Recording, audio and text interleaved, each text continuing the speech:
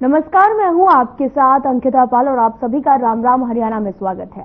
तो करते हैं खबरों की तरफ। पहलगाम में हुए आतंकी हमले के बाद भारत और पाकिस्तान के बीच में बेहद तनाव के हालात बने हैं।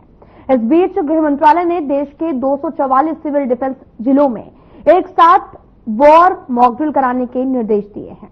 ये मॉकड्रिल 7 मई को आयोजित होगा और इसमें जिलों को 3 कैटेगरी में बांटा गया है। कैटेगरी 1 में सबसे संवेदनशील जिलों को शामिल किया गया है। इसी कड़ी में मंगलवार को गृह मंत्रालय में एक अहम बैठक हुई और गृह सचिव गोविंद मोहन की अध्यक्षता में दिल्ली के नॉर्थ ब्लॉक में हुई इस बैठक में 7 मई को होने वाली मॉकड्रिल की तैयारियों को भी जायजा लिया गया और साथ ही आम नागरिकों को ट्रेनिंग को लेकर चर्चा हुई। इस पर हाई लेवल मीटिंग में राज्यों के मुख्य सचिव, वरिष्ठ अधिकारियों ने हिस्सा लिया। बैठक का मकसद मॉकड्रिल की रणनीति, समन्वय और सुरक्षा प्रबंधनों की भी समीक्षा करना था। इसी कड़ी में हरियाणा के 11 जिलों में भी मॉकड्रिल आयोजित किया गया। इसके तहत रात के समय सायरन बजाए जाएंगी और ब्लैकआउट का अभ्यास होगा।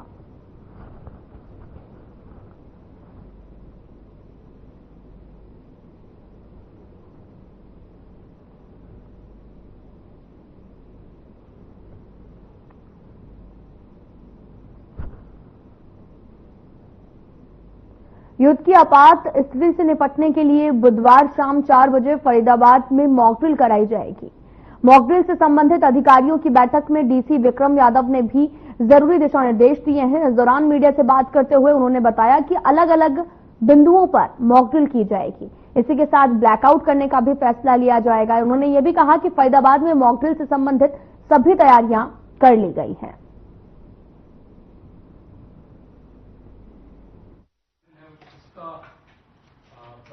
जैसा कि भारत सरकार और हरियाणा सरकार द्वारा निर्देशित करा गया है कि कल शाम को 4 बजे मॉकड्रिल का आयोजन करा जाएगा। तो उसमें फरीदाबाद जिला भी है, तो हमने अपनी तैयारियों का जायजा लिया है। तो जैसा कि आप सभी को पता है, जो जिले में या फिर स्टेट लेवल पे इंसिडेंट रिस्पॉन्स जो सिस्टम होता है, तो उसके तहत एक डिजास्टर या फिर इंसिडेंट जब भी होते हैं तब एक कंट्रोल रूम स्थापित होता है। तो वो हमारा जो जिले लेवल का है या सब डिवीजन लेवल के हैं वो पहले से स्थापित हैं, परंतु उनकी मॉकड्रिल करनी है और जो अगर कोई ऑफिसर्स या फिर कोई लोग बीच में चेंज हो गए तो उनकी अपडेशन और उनकी ट्रेनिंग जो है, तो उसके तहत ये कार्रवाई करी जा रही है।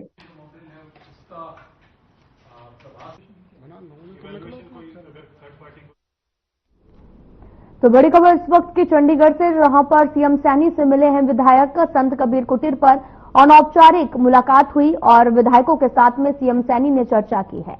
हलकों से संबंधित कार्यों की हुई समीक्षा। बड़ी खबर इस वक्त की चंडीगढ़ से, सीएम सैनी से मिले विधायक और संत कबीर कुटीर पर अनौपचारिक मुलाकात हुई। विधायकों के साथ में सीएम सैनी ने चर्चा की है। हलकों से संबंधित कार्यों में समीक्षा हुई और चंडीगढ़ सीएम सैनी ने से मिले हैं विधायक। तो बड़ी खबर इस वक्त की, संत कबीर कुटीर पर अनौपचारिक मुलाकात हुई है। विधायकों के साथ में सीएम सैनी ने चर्चा की है। हलकों से संबंधित कार्यों की यह समीक्षा की गई है।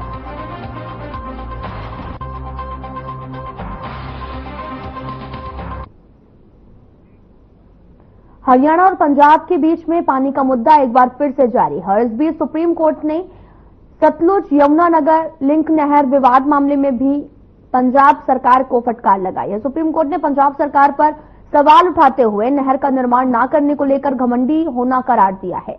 कोर्ट ने भी कहा कि अदालत के आदेशों की अवहेलना है। जब अदालत ने नहर के निर्माण का आदेश दिया तो आपने अधिग्रहित जमीन वापस कैसे कर दी है। अदालत ने पंजाब सरकार को फटकार लगाते हुए पूछा कि मनमानी नहीं तो क्या है। सुप्रीम कोर्ट ने भी केंद्र सरकार को पंजाब और हरियाणा के बीच में बातचीत जारी रखने के निर्देश दिए। मामले पर अगली सुनवाई के लिए 13 अगस्त की तारीख तय की गई है।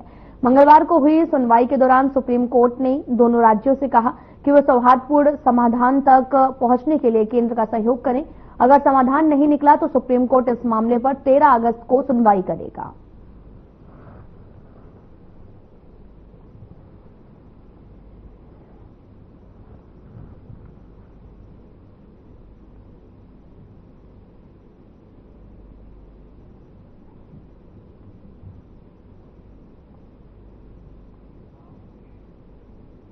पंजाब और हरियाणा के बीच में पानी बंटवारे के मुद्दे पर भाखड़ा बांध से पंजाब पुलिस हटाने की मांग को लेकर हाईकोर्ट में सुनवाई हुई है। चीफ जस्टिस की अध्यक्षता वाली बेंच ने फैसला सुरक्षित रखा और वो जल्द ही हाईकोर्ट की वेबसाइट पर अपलोड किया जाएगा। भाखड़ा व्यास मैनेजमेंट बोर्ड ने अपनी याचिका में कहा कि बांध पर पुलिस की तैनाती के कारण अधिकारी और कर्मचारियों के कामों में रुकावट आ रही है, जबकि पंजाब सरकार ने सुरक्षा कारणों का हवाला देते हुए पुलिस की तैनाती का जायज भी ठहराया है। हमारा ये स्टैंड है कि भारत सरकार के लिए पंजाब, हरियाणा, हिमाचल, राजस्थान सभी राज्य बराबर हैं। बीबीएमबी ने एक रेजोल्यूशन पास किया जिसके अनुसार उन्होंने हरियाणा को एडिशनल वाटर देने के लिए मंजूरी दी, जो आगे दिल्ली को भी जाएगा और राजस्थान को भी जाएगा। हमारा स्टैंड ये है कि अगर किसी भी राज्य को बीबीएमबी के किसी भी प्रस्ताव पर कोई आपत्ति है तो वो कानून के अनुसार उसको चुनौती दे सकता है। अभी तक उस आदेश को, उस निर्णय को किसी राज्य ने चुनौती नहीं दी है। नंबर 2, हमने जब भारत सरकार के ध्यान में ये बात आई तो 2 मई को दिल्ली में गृह मंत्रालय के गृह सचिव ने सबकी बैठक बुलाई और हमने निवेदन किया कि जो बीबीएमबी का प्रस्ताव है उसको लागू किया जाना चाहिए। कि बीबीएमबी ने एक रिट पिटिशन फाइल की थी जिहदे च उन्होंने ये कहा सी कि भी जिहड़ी सिक्योरिटी है पंजाब पुलिस प्रोवाइड कर रही है ਤੇ ਪੰਜਾਬ ਪੁਲਿਸ ਦੇ ਹੋਣ ਕਰਕੇ ਅਸੀਂ ਆਪਣਾ ਕੰਮ ਜਿਹੜਾ ਹੈ ਉਹ ਨਹੀਂ ਕਰ ਪਾ ਰਹੇ ਕਿਉਂਕਿ ਪੰਜਾਬ ਪੁਲਿਸ ਸਾਡੇ ਕੰਮ ਦੇ ਵਿੱਚ ਇੰਟਰਫੇਅਰ ਕਰ ਰਹੀ ਹੈ। ਉਹ ਕੋਰਟ ਨੇ ਕੱਲ ਮੈਟਰ ਸੁਣਿਆ, ਅੱਜ ਦੇ ਲਈ ਰੱਖਿਆ ਸੀ। ਅੱਜ ਕੋਰਟ ਦੇ ਵਿੱਚ ਚੀਫ ਸੈਕਟਰੀ ਸਾਹਿਬ ਦਾ ਐਫੀਡੇਵਿਟ ਫਾਈਲ ਹੋਇਆ ਹੈ। ਪੰਜਾਬ ਨੇ ਸਪੈਸੀਫਿਕ ਸਟੈਂਡ ਲਿਆ ਹੈ ਕਿ ਵੀ ਨਾ ਤੇ ਪੰਜਾਬ ਪੁਲਿਸ ਉੱਥੇ ਇੰਟਰਫੇਅਰ ਕਰ ਰਹੀ ਹੈ ਬੀਬੀਐਮਬੀ ਦੇ ਕੰਮ ਦੇ ਵਿੱਚ, ਨਾ ਹੀ ਉਹਨਾਂ ਨੂੰ ਕੰਮ ਕਰਨ ਤੋਂ ਰੋਕ ਰਹੀ ਹੈ। ਤੇ ਜਿਹੜੀ ਪੰਜਾਬ ਪੁਲਿਸ ਉੱਥੇ ਹੈ ਉਹ 1960 ਤੋਂ ਉੱਥੇ ਡਿਪਲੋਇਡ ਹੈ। ਉਸ ਤਰ੍ਹਾਂ ਹੀ ਅੱਜ ਵੀ ਡਿਪਲੋਇਮੈਂਟ ਚੱਲ ਰਹੀ ਹੈ ਤੇ ਇਹਦੇ ਵਿੱਚ ਕੋਈ ਚੇਂਜ ਨਹੀਂ ਆਇਆ। ਦੂਜੀ ਗੱਲ ਅਸੀਂ ਇਹ ਕਹੀ ਹੈ ਕਿ ਵੀ ਜਿਹੜੀ ਡਿਪਲੋਇਮੈਂਟ ਹੈ ਉਹਦੇ ਅਸੀਂ ਸੀਨੀਅਰ ਅਫਸਰਸ ਨੇ ਉੱਥੇ ਕੰਸੀਡਰ ਕੀਤਾ ਹੈ ਕਿਉਂਕਿ ਜਿਹੜੇ ਸੀਨੀਅਰ ਅਫਸਰਸ ਉੱਥੇ ਗਏ ਨੇ ਕਿਉਂਕਿ in wake of the cross border tension ਜਿਹੜੀ ਕਿ ਪਾਕਿस्तान ਦੇ ਨਾਲ ਅੱਜਕੱਲ ਚੱਲ ਰਹੀ है वो सिक्योरिटी ਨੂੰ ਅਸੀਂ स्ट्रेंथन कर रहे हैं। कोर्ट ने सारी बहस आज सुन ली है और उन्होंने ये कहा है कि हम जो भी फैसला होगा वो आज ही सुनाएंगे क्योंकि सिचुएशन बहुत इमरजेंट है। हमारी आर्गुमेंट ये थी कि हमारे लिए हर मिनट इसमें कीमती है जी। वो इसलिए है कि जो पानी ऊपर रिजर्वोयर में इकट्ठा हो रहा है जी, वो वहाँ के लिए डेंजरस है जी, और उसका नीचे ना रिलीज करना दूसरी स्टेट्स को वो उनके लिए डेंजरस है। ये तो मुद्दा था क्यों ये केस जल्दी फैसला किया जाए जी। अब बाकी तो फैसला आने पर पता चलेगा, लेकिन हमारी बहस उसमें ये थी कि जो भी पंजाब ने शेयरिंग ऑफ वाटर की बात करी है जी, वो बात हाईकोर्ट नहीं डिसाइड कर सकता, करनी नहीं चाहिए क्योंकि उसमें संवैधानिक बार है। वो जो मामला है वो या वाटर्स ट्राइब्यूनल का होता है या इंटरस्टेट वाटर डिस्प्यूट में सुप्रीम कोर्ट डिसाइड करता है जी। हमने उसमें सिर्फ ये कहा है कि हमारा लिमिटेड मुद्दा है कि पंजाब पुलिस हमारी फंक्शनिंग में इंटरफियर ना करे, जैसा कि मैंने आपको कल बताया। ये पक्ष रखा है कि पंजाब को तुरंत प्रभाव से वहां से पुलिस फोर्स को हटाया जाए और इसके बारे में पंजाब ने एफिडेविट फाइल किया आज कोर्ट के अंदर कि हम जो है हटाने की बात तो नहीं कर रहे, बट वो ये कह रहे हैं कि बीबीएमबी इंटरफेयर नहीं करेगा किसी भी प्रकार के फंक्शनिंग में।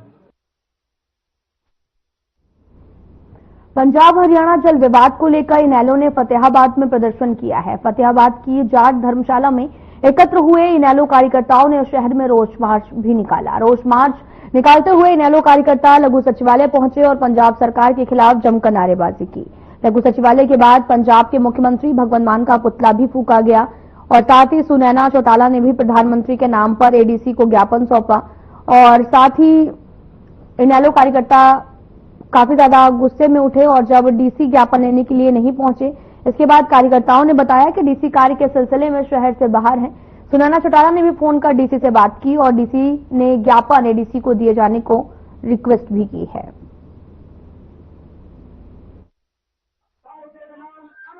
पिछले 10 दिन से पंजाब की तरफ से निरंतर बयान जारी किए जा रहे हैं तो वहाँ के मुख्यमंत्री लगातार निरंतर बोले जा रहे हैं कि हम हरियाणा को एक बूंद भी पानी नहीं देंगे। हमने बड़ा विनम्र निवेदन उनसे हमेशा रखा कि हमारे हिस्से का पानी हमें दिया जाए, लेकिन ऐसे में वो एकदम किस तरीके से बयानबाजी में उभर गए। वहाँ पंजाब को भी छोड़ा कि बेटियां जा रखी है, कोई पानी मांगता है, यानी कि मेरा कहने का तात्पर्य है उन्होंने एक राजनीतिक मंच को पूर्ण रूप से कॉमेडी मंच बनाने की कोशिश की। उनसे कहती हूँ कि ये कॉमेडी नहीं चल रही। क्या आपकी जीवन रेखा की बात हो रही है? हरियाणा प्रदेश का किसान आज कैसा है, वो अपनी जमीन को जोतने के लिए पानी मांग रहा है। महिलाएं आज घर घर में परेशान है क्योंकि पानी नहीं है और पानी एक बड़ी जरूरत है। ऐसे में उनका इस तरीके से खिल्ली उड़ाना हरियाणा के पूर्व मुख्यमंत्री भूपेंद्र सिंह हुड्डा संविधान बचाओ कार्यकर्ता सम्मेलन को संबोधित करने के लिए नूंह की पटेल वाटिका पहुंचे। पटेल वाटिका पहुंचने पर पूर्व सीएम भूपेंद्र सिंह हुड्डा का कांग्रेस कार्यकर्ताओं ने फूलमाला से स्वागत किया। पूर्व मुख्यमंत्री भूपेंद्र सिंह हुड्डा ने संविधान बचाओ के तहत कार्यकर्ताओं को संबोधित करते हुए कहा कि मेवात मेरा परिवार है और यहाँ के लोगों से मेरा व्यक्तिगत संबंध है। साथ ही ये भी कहा कि जब देश का विभाजन हो रहा तब यहाँ पर किसी प्रकार का कोई विवाद नहीं हुआ था। पूर्व सीएम भूपेंद्र सिंह हुड्डा ने कहा कि कांग्रेस पार्टी में इस इलाके में भरपूर विकास कराया गया। राहुल गांधी की भारत जोड़ो यात्रा भी यहाँ के लोगों ने पूरा साथ दिया है। भूपेंद्र सिंह हुड्डा ने भी कहा कि संविधान इस देश का रूह और आत्मा है और इस देश का अलग अलग पहनावा है, लेकिन इस देश के सब लोग एक ही हैं और यही संविधान है।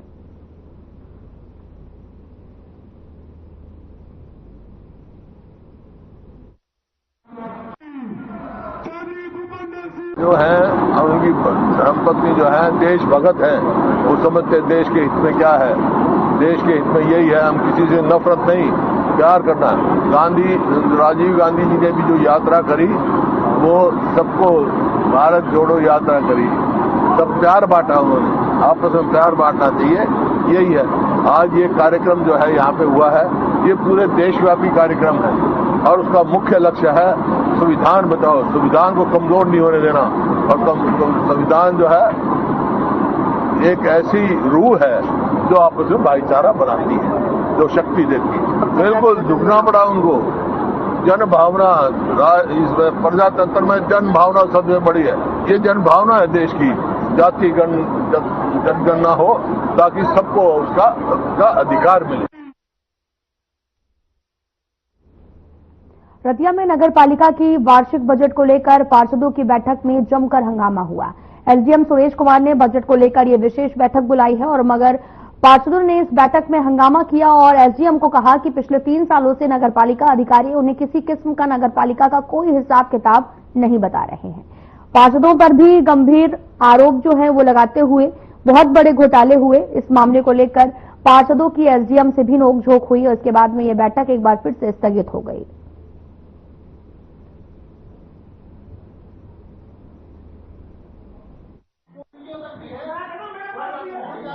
और एसडीएम के ऊपर पूरा प्रेशर था सरकार का, प्रशासन पूरा हमारे पे करड़ा होके गया है और मीटिंग 10 मिनट चल के उसको बंद कर दिया गया। पूरा दबाव बनाया गया कि इस बजट को पास किया जाए और हमारे पिछले साथियों ने जो बात बताई है वही सेम मैं बात बताना चाहता हूँ। चाहे वो एनओसी का घोटाला है, चाहे वो कॉलोनियाँ कट रही हैं अवैध रूप से, सारी कहानी ये है कि बंदा प्रशासन से मिल गया। जो भी बंदा प्रशासन से मिल गया उसको किसी एमसी की या चेयरमैन की इनकी चीजों की जरूरत नहीं पड़ती।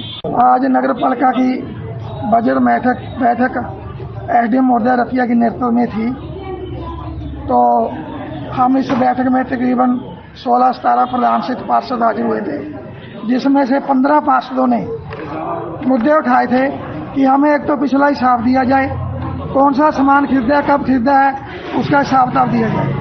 तो इन्होंने वो हिसाब किताब नहीं दिया और ना ही इन्होंने हमारी टिप्पणी दर्ज करी, जबकि इन्होंने रजिस्टर के अंदर दर्ज करनी होती है। ਜਿਹੜੀ ਲਗਾਤਾਰ ਇਸੇ ਗੱਲ ਕਰਕੇ ਵੀ ਫੇਲ ਹੋ ਰਹੀ ਹੈ ਕਿ ਅਸੀਂ ਨਗਰਪਾਲਿਕਾ ਰਤੀਆ ਤੋਂ ਹੀ ਇਹ ਗੱਲ ਕਹਿ ਰਹੇ ਹਾਂ ਕਿ ਤੁਸੀਂ ਸਾਨੂੰ ਪਿਛਲੇ 3 ਸਾਲਾਂ ਦਾ ਲਗਾਤਾਰ ਜਿਹੜਾ ਪੂਰੇ ਬਜਟ ਪਾਸ ਕੀਤਾ ਗਿਆ, ਜਿਹੜਾ ਪੈਸਾ ਲੱਗਦਾ ਹੈ, ਜਿਹੜੇ ਕੰਮ ਹੋਏ ਨੇ ਉਹਦਾ ਹਿਸਾਬ ਕਿਤਾਬ ਦਿੱਤਾ ਜਾਵੇ। ਪਰ ਆਪ ਦੀਆਂ ਕਮੀਆਂ ਨੂੰ ਛੁਪਾਉਣ ਕਰਕੇ ਉਹ ਬਾਰ-ਬਾਰ ਕੀ ਕਰ ਰਹੇ ਨੇ, ਮਤਲਬ ਮੀਟਿੰਗ ਬੁਲਾ ਦਿੰਦੇ ਨੇ, ਸਾਨੂੰ ਹਿਸਾਬ ਕਿਤਾਬ ਨਹੀਂ ਦਿੰਦੇ। ਪਰ ਅੱਜ ਦੀ ਮੀਟਿੰਗ ਦੇ ਵਿੱਚ ਐਸਡੀਐਮ ਸਾਹਿਬ ਜਿਹੜੇ ਆਏ ਸੀਗੇ, ਐਸਡੀਐਮ ਸਾਹਿਬ ਨੂੰ ਵੀ ਅਸੀਂ ਇਹੀ ਗੱਲ ਕਹੀ ਹੈ ਵੀ ਸਾਨੂੰ ਪਹਿਲਾਂ ਤਾਂ ਉਹਨਾਂ ਦਾ ਲਾਈਵ ਕਰਕੇ ਵੀ ਹੋਇਆ ਸਾਡਾ ਰੋਲਾ ਵੀ ਉਰੇ ਪੱਤਰਕਾਰ ਨਹੀਂ ਆਣਗੇ, ਪ੍ਰਤੀਨਿਧੀ ਨਹੀਂ, ਮਤਲਬ ਜੇ ਐਡਾ ਹੀ ਸਟਿਕ ਹੈ ਸਰਕਾਰ ਜਾਂ ਪ੍ਰਸ਼ਾਸਨ, ਪਰ ਤਾਂ ਸ਼ਰੇਆਮ ਲੋਕ ਕੁਰਸੀਆਂ ਦੇ ਉੱਤੇ ਬਹਿ ਜਾਂਦੇ ਨੇ। फरीदाबाद के वल्लभगढ़ सेक्टर 3 के रहने वाले रामस्वरूप को जमीन विवाद के चलते उसके भतीजों ने आग के हवाले कर दिया है। गंभीर हालत में रामस्वरूप को दिल्ली के सफदरजंग अस्पताल में भर्ती कराया गया, जहां पर सोमवार की रात उसकी मौत हो गई है। मृतक की बेटी ने बताया कि उसके पिता के नाम गांव करोड़ा में 2.5 एकड़ जमीन है, जो उनके पिताजी के हिस्से में आई थी, लेकिन पिता के भतीजे सोहन और कालिया उस जमीन को कब्जाना चाहते थे। जमीन को लेकर पिछले कई सालों से उनका विवाद भी चल रहा था। इसी को लेकर सोहन और कालिया ने उसके पिता को शराब पिलाकर जला दिया है और परिवार के लोगों ने यह भी बताया कि इस मामले को शिकायत की गई है और अलवर पुलिस जांच कर रही है।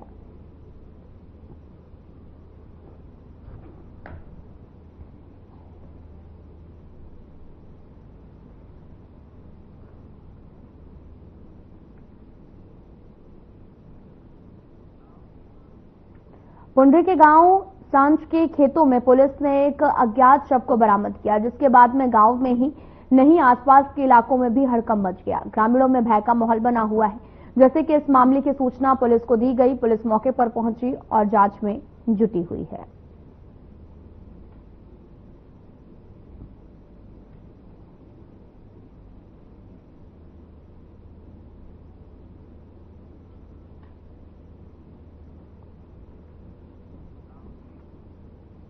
नागल चौधरी सीवर हादसे में 2 लोगों की मौत का मामला अब और गहराया है।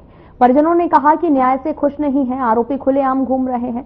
पब्लिक हेल्थ विभाग का कोई भी अधिकारी आज तक पीड़ित परिवार की सुध लेने नहीं पहुंचा है, जिसको लेकर चंडीगढ़ से सर्व कर्मचारी संघ और नगर पालिका इकाई राज्य प्रधान अशोक शास्त्री ने भी गांव में पहुंचकर पीड़ित परिवारों से मुलाकात की और प्रशासन को भी चेतावनी दी कि समय रहते सरकार मृतकों के परिवार सहायता करे और 50 लाख नगद और परिवार में आश्रित एक परिवार को और एक व्यक्ति को पक्की नौकरी दे, वरना आंदोलन करने से पीछे नहीं हटेंगे।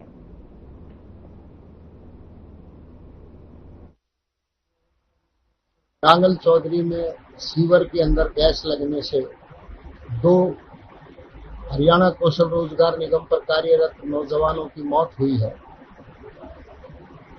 ये पूर्ण रूप से सरकार की लापरवाही है।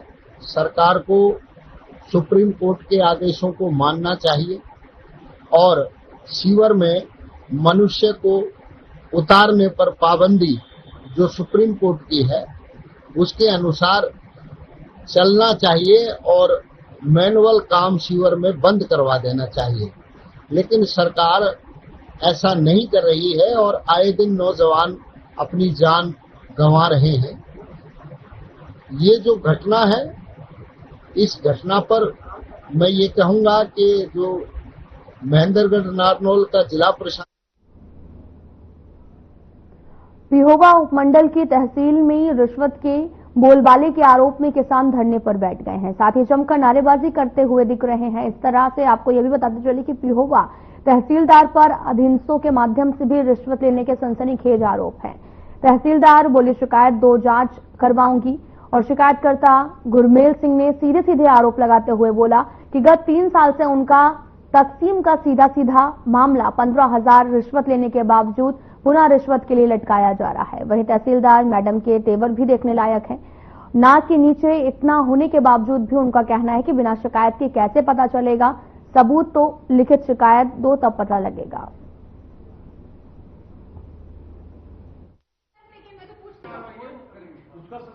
हमने ना आज से 3 साल पहले एक तकसीम का केस फाइल किया था तहसील में, तहसीलदार के माध्यम से तहसीलदार की कोर्ट में। वो केस ना आस्ता आस्ता कुछ टाइम बाद चलता रहा, पैसे देते रहे, आगे बढ़ता रहा। कुछ टाइम पहले फिर इन्होंने 15,000 रुपए मेरे से ले लिए। किसने लिए? वो रीडर साहब, मेरे से तो दलाल ने लिए, दलाल ने आगे दिए। तो उसके बाद ना जी अब ये कंसोलिडेट करने के कहने लगे जी ये तो कमिश्नर के अधिकार नहीं है, उन्होंने मना कर दिया। उन्होंने ये कंसोलिडेट करने से मना कर दिया। उसकी एवज में दोबारा फिर पिछले हफ्ते ये पैसे मांगने लग गए। कितने पैसे मांगे दोबारा? वो इन्होंने पैसे कोई बताया नहीं, आप यहाँ फाइल भेजो, हम इसको कंसोलिडेट करा देंगे, बाद में आपको पैसे बता दिए जाएंगे, आप दे जाना। कि भाई ऐसा कुछ मांग रहे पैसे किसी काम के बस में देने ही नहीं चाहिए। मैं तो सबको यही कहती हूँ, इनफैक्ट पूछती भी हूँ कि ऐसा कोई है तो नहीं जो ऐसा कुछ काम कर रहा है। फिर भी कर रहा है तो शिकायत लगाओ आके सीधा, उसे बख्शा नहीं जाएगा ऐसे कोई काम नहीं। तो कहते हैं जो आपके इसमें तहसील के अंदर रिश्वत का बोलबाला है, आपके बिना अनुमति की तो नहीं हो सकता यहाँ पे? मेरे बिना अनुमति के अब तो कर्मचारी आपके बता रहे हो तभी तो मुझे पता चल रहा है कि कोई ऐसी हरकत कर रहा है। ये तो ऐसा एलिगेशन लगा रहे हैं ना आप पे, भाई ये जो आपका रीडर है भाई उसको पहले भी पैसे दिए और अब भी डिमांड कर रहा है इनसे पैसे। उसी समय आ जाना चाहिए था। आप एप्लीकेशन दो, अगर कोई सबूत है, कुछ बात है तो बताओ, उस पर पूरी कार्रवाई होगी। ये पेवा तहसील के अंदर बिल्कुल गदरफंड अधिकारियों ने मचा दिया है, लोगों को लूट के अपने घर भरने का काम कर रहे हैं। हमारे एक साथी है, ब्लॉक महासचिव है हमारे सिलेक्टा फार्म से गुरमेल जी, उनका तकसीम का केस है, उसको सुलझाने के लिए तकसीम जो किसान का जायज काम है काश्तकारों को हिस्सा देने के लिए, उसकी एवज में तहसीलदार ने अपने रीडर की मार्फत 15,000 रुपए तो पहले ले लिए। फिर भी काम सिरे नहीं चढ़ाया। उस बेचारे किसान ने तंग आकर के दे दिया कि चलो काम हो जाएगा, फिर कंसोलिडेशन करने के लिए भेज दिया। कंसोलिडेट करने के नाम पर लीडर कह रहा है कि तहसीलदार साहिबा और पैसे मांग रही हैं। 10 तो लेडीज बाहर बैठी थी, बच्चे बुजुर्ग बैठे थे।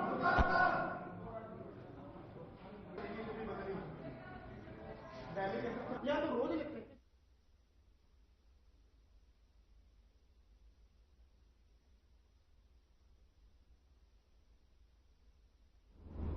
खबर सिरसा से है, जहां पर जिलाधीश शांतनु शर्मा ने चौधरी देवीलाल विश्वविद्यालय द्वारा आयोजित की जा रही परीक्षाओं को लेकर शांतिपूर्ण ढंग से संपन्न कराने के लिए भारतीय नागरिक सुरक्षा संहिता 2023 की प्रदत्त शक्तियों का प्रयोग करते हुए धारा 163 लागू की है। जारी आदेश के अनुसार परीक्षाओं के समय के दौरान कोई भी व्यक्ति परीक्षा केंद्रों की 200 मीटर की परिधि में हथियार लेकर नहीं चल सकता है।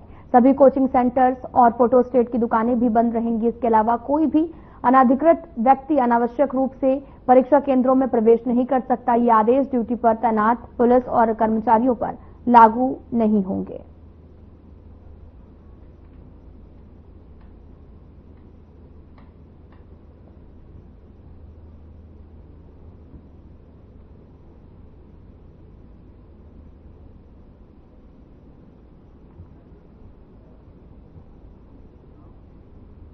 हरियाणा में 6 आईएएस अधिकारियों के तबादले किए गए हैं। हरियाणा सरकार ने तबादला आदेश जारी किया है।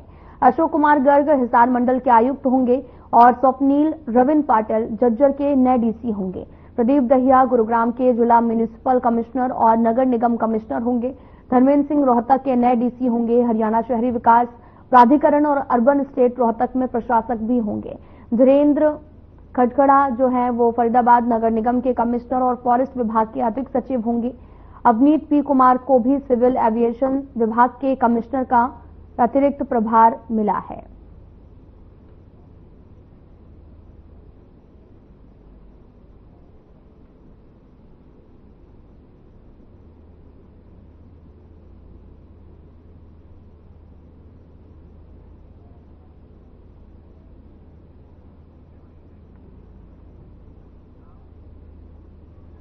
चरखी दादरी जिले के गांव सारंगपुर में शहीद अमित सागवान का राजकीय सम्मान के साथ अंतिम संस्कार किया गया, जिसमें भिवानी महेंद्रगढ़ लोकसभा सांसद चौधरी धर्मवीर सिंह सहित क्षेत्र के मौजिश व्यक्तियों ने पहुंचकर शहीद अमित सागवान की शहादत को याद करते हुए श्रद्धांजलि दी है।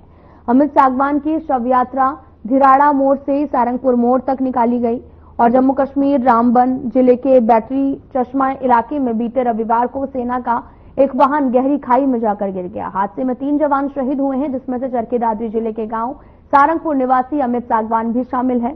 और सांसद चौधरी धर्मवीर सिंह ने भी कहा कि एक जवान की शहादत गांव और क्षेत्र के लिए बहुत बड़ी क्षति है। इसके साथ साथ शहीद अमित सागवान की शहादत पर पूरे क्षेत्र को गर्व है, जिन्होंने देश के लिए अपनी जान दी है। बहुत ही गांव के लिए एक तरफ दुख की बात है और एक तरफ गर्व की बात है। मुझे भी गांव के लोगों से पता चला है कि पहला शहीद है इस गांव का, तो पूरे गांव के लिए एक फख्र की बात भी है कि एक बेटा जो उन्होंने फौज में देश सेवा के लिए लगाया, वो देश की सेवा करते हुए ही शहीद हुआ है।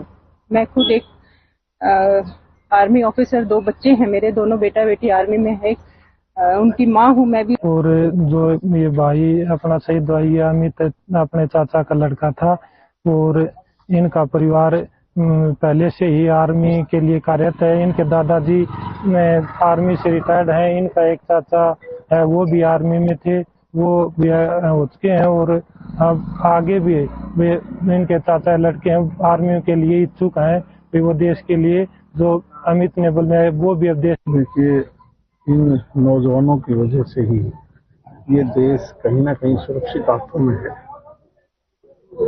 और ऐसी जगह पर और ऐसा माहौल जब हिंदुस्तान के दोनों तरफ, चाहे वो पाकिस्तान बॉर्डर हो, चाइना बॉर्डर हो, और हमारे ये नौजवान सर्दी गर्मी ऊंचा नीचा पहाड़ों पर अपना सब कुछ छोड़ के इस देश की सुरक्षा और रक्षा में लगे हुए हैं। इस पर फिलहाल बुलेटिन में इतना ही। नमस्कार।